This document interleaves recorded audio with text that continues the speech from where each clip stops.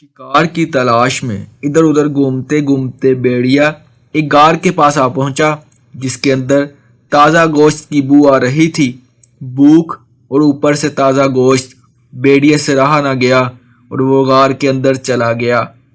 بھیڑیا جب غار میں پہنچا تو وہاں اس نے اپنے پرانے دوست چیتے کو بکری کھاتے ہوئے دیکھا تو حیرانی سے بولا، ارے تم کہاں غائب تھے اتنے عرصے سے؟ بڑے مزے آ رہے ہیں، اکیلے ہی پوری بکری سمیٹ دی۔ چیتا، ہاں بھائی، شکار کے لیے محنت کی اور اب اس محنت کا پھل کھا رہا ہوں۔ تم سناؤ، خیر تو ہے؟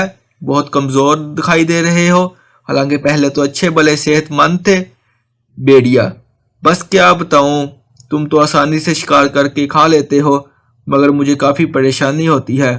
قریب کے گاؤں سے روزانہ جنگل میں بکریوں کا ایک ریوڑ گھاس چڑھنے تو آتا ہے مگر ریوڑ کے ساتھ سیکیورٹی کے لیے بہت سے موٹے تازے کتے بھی ہوتے ہیں، اس لیے میں ان کا شکار نہیں کر پاتا۔ چیتے بھائی، تم کوئی آئیڈیا دے دو، میں کس طرح ان بکریوں کو شکار کروں اور واپس پہلے جیسی صحت بنا سکوں۔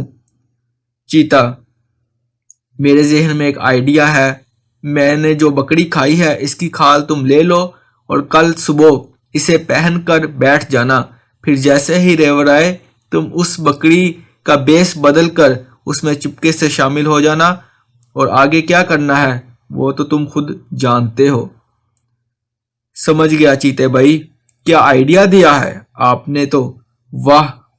چیتے کا شکریہ ادا کرتے ہوئے بھیڑیے نے وہاں سے کھال سمیٹی اور رخصت ہو گیا۔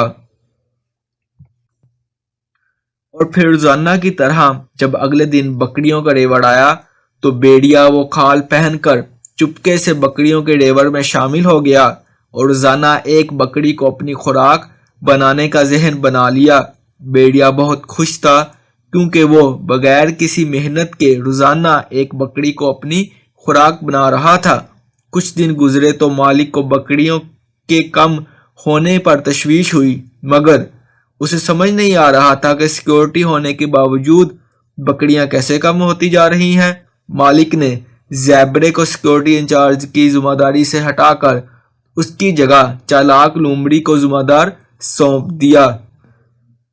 چالاک لومڑی چپ چاپ سے ایک رات بکریوں کے ریوڑ میں گئی جس وقت سب بکریاں آرام کر رہی تھیں۔ وہ دور سے بیٹھی ایک ایک بکری کو بغور دیکھ رہی تھی کہ اچانک اس کی نظر ایک بکری پر پڑی جو کہ ایک آنکھ سے سو رہی تھی، اس طرح کہ ایک آنکھ کھولے دوسری بند کر لے اور دوسری کھولے اور تو پہلی بند کر لے۔